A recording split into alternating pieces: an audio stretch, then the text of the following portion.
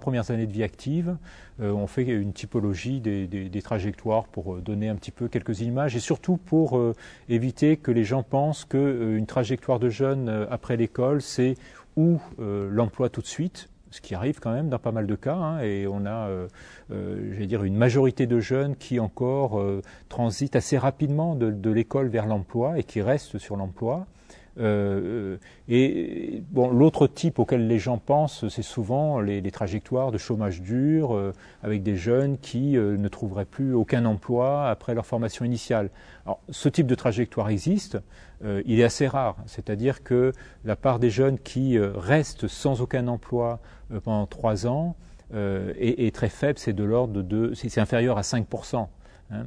Donc ça veut dire qu'il y a d'autres trajectoires qui sont un petit peu plus complexes, dans lesquelles on peut avoir par exemple des reprises d'études, c'est-à-dire des jeunes qui expérimentent un petit peu le marché du travail, ou bien qui prennent des emplois parce qu'effectivement ils ont besoin de vivre, hein, simplement, et qui ensuite continuent leur formation achevée pendant quelque temps.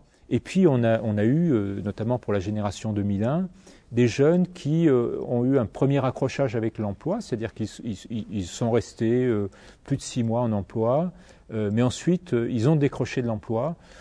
Bon, est-ce que c'est vraiment durable? On n'a pas l'impression, mais effectivement ils ont un deuxième temps où effectivement ils se retirent de l'emploi pendant plusieurs mois.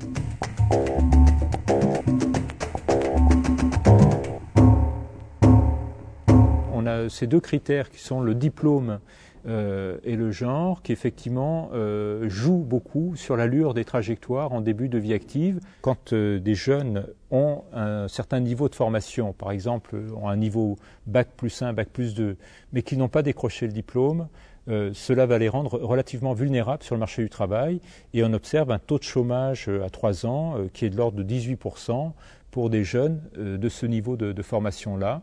Ce qui est un niveau de chômage finalement plus élevé que des jeunes qui sortent avec un CAP ou un BEP. Le genre, c'est une autre caractéristique qui joue énormément, et on observe des trajectoires très différenciées entre des jeunes hommes et des jeunes femmes. Ce qui est assez étonnant, c'est de voir qu'avec un niveau de formation initial qui est maintenant bien supérieur aux hommes, les femmes ont des salaires bien moins importants. Pour la génération 2001, c'est la première enquête, hein, dans laquelle au CEREC on constate que le taux de chômage masculin et féminin est équivalent.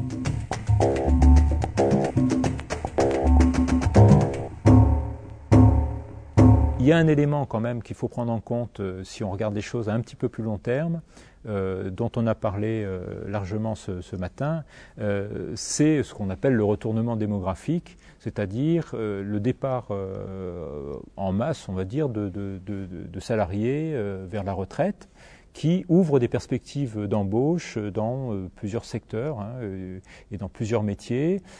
Donc ça, c'est de nature à rééquilibrer le marché du travail.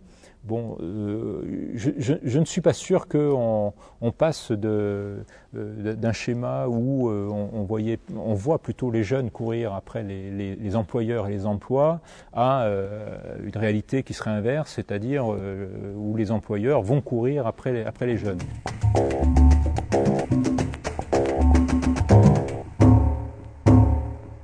Qui concerne en fait les liens entre les spécialités de formation professionnelle notamment que les jeunes ont suivies en cours de formation initiale, et puis les emplois qu'ils ont occupés par la suite.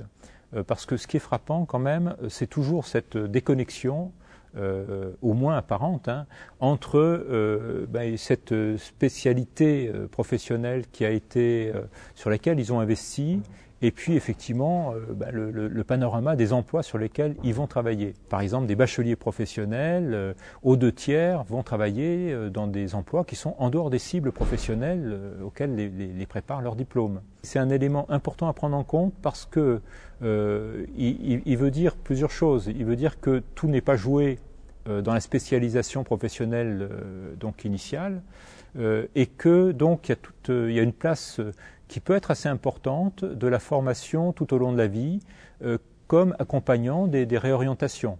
Alors, ça peut être de la formation qui va intervenir dans le travail. Et ça, c'est quelque chose que défend le CEREC depuis longtemps, c'est que le travail en lui-même est formateur et que on se forme là où on travaille, même si c'est plus ou moins reconnu. Et de ce point de vue-là, les dispositifs de VAE, donc de validation des acquis d'expérience, vont être un levier intéressant pour que effectivement ceci se transforme aussi en promotion sociale.